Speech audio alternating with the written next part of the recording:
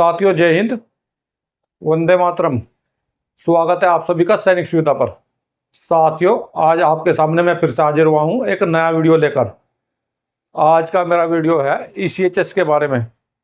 साथियों, ECHS यानी कि एक्स सर्विसमैन कंट्रीब्यूटी स्कीम के तहत जो भी हमारे सैनिक, पूर्व सैनिक जो भी हमारे इलाज कराते हैं, तो उसके बारे में कुछ नई गाइडलाइंस जारी हुई हैं। तो सैनिक भाइयों, जैसे हमारे ECHS के लाभार्थी अपना किसी हॉस्पिटल में ट्रीटमेंट करवाते हैं, तो कभी उन्हें हॉस्पिटल से ECHS पोलो क्लिनिक और कभी ECHS पोलो क्लिनिक से हॉस्पिटल, उनके बार बार चक्कर काटने पड़ते हैं। तो इन सभी को देखते हुए ECHS ने एक नई गाइडलाइन जारी करी है। तो सैनिक भाइयों, इससे पहले मैं इन रूल बदलाव के बारे में विस्तार से चर्चा करूं। अगर आप सैनिक सुविधा चैनल से पहली बार जुड़े हैं, इसका हिस्सा नहीं है, इसका हिस्सा बनना चाहते हैं, तो सैनिक सुविधा चैनल को सब्सक्राइब कर ले और उसका बेल आइकन ऑन कर ले, ताकि आने वाले वीडियो का नोटिफिकेशन आप लोगों तक पहुंच सके और आप मेरे द्वारा दी गई जानकारी का भरपूर फायदा उठा सकें। तो चलिए सैनिक भाइयों, खबर को देखते हैं विस्तार से।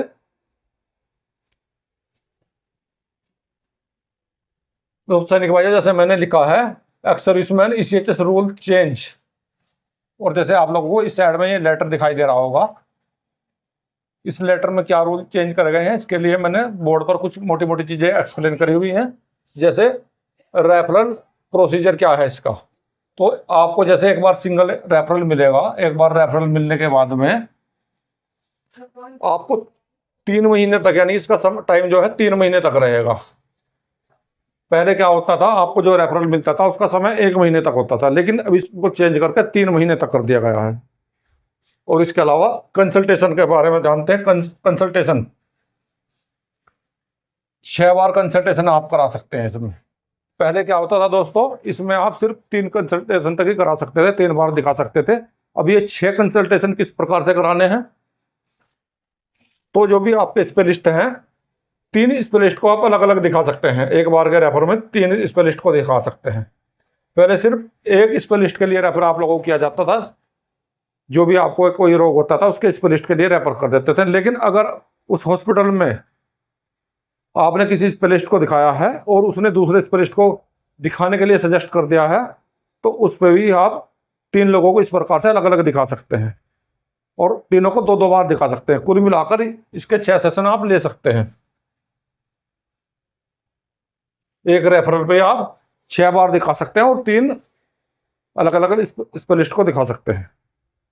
इसमें यह बदलाव हुआ है। इसके अलावा रही इन्वेस्टिगेशन के बारे में बात, जो आपके टेस्ट हैं, आपके इन्वेस्टिगेशन है, जो 3000 रुपये से नीचे के टेस्ट हैं, वो आपके हॉस्पिटल में ही कर दिए जाएंगे। 3 महीने के अंदर अंदर 3000 रुपये से नीचे के जितने भी आपको टेस्ट लिखे जाते हैं, उन सभी को आपको हॉस्पिटल कर देगा। और 3 महीने के अंदर अंदर एक रेफरल से आप 3 महीने के अंदर अंदर उसको करा सकते हैं। जैसे कि आपको एक बार रेफर कर दिया है स्पेशलिस्ट के पास में, और उसने आपको कोई टेस्ट लिख दिए हैं, तो आपको ECHS पोलो क्लिनिक में उसकी परमिशन लेने की जरूरत नहीं है, बशर्ते वो टेस्ट आपको 3000 रुपये से कम कीमत के हों। और दोस्तों, 3000 रुपये से ज़्यादा कीमत के टेस्टों में कौन से आते हैं, वो थोड़ा एग्जाम्पल के तौर पे मैं आप लोगों को बता देता हूँ।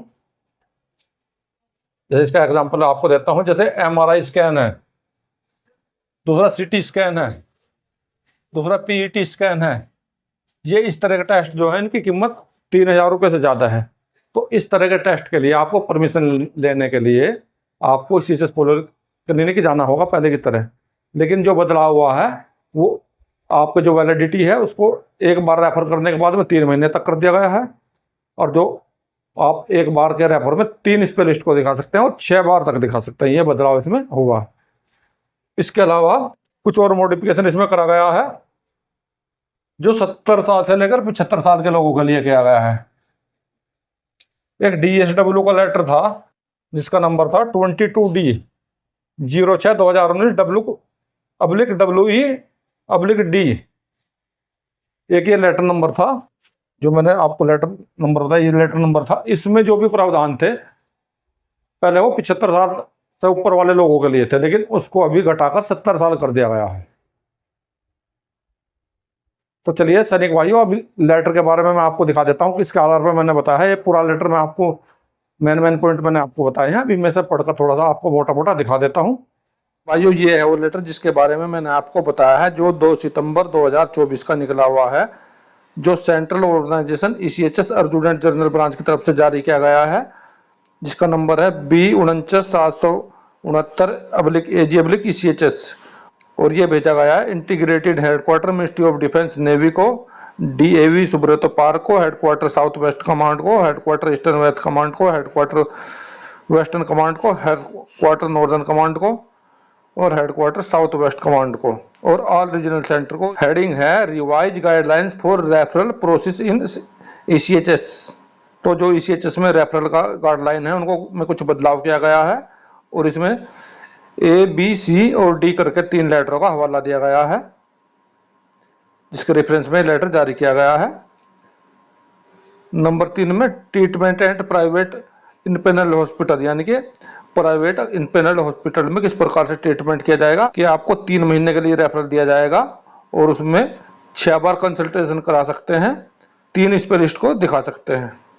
और अगला पॉइंट है investigation and treatment procedure advise specialist of empanel private hospital after referral by ECHS। तो इसके बारे में उन्होंने बताया है, एक बार रेफर करने के बाद में आपका जो डॉक्टर आपको टेस्ट लिखता है 3 महीने तक आप करा सकते हैं, एडमिट होने की कोई ज़रूरत नहीं है। और साथ ही कुछ स्पेशल इन्वेस्टिगेशन है जो 3000 रुपये से ज़्यादा की हैं, जैसे कि CT स्कैन, MRI और PT स्कैन।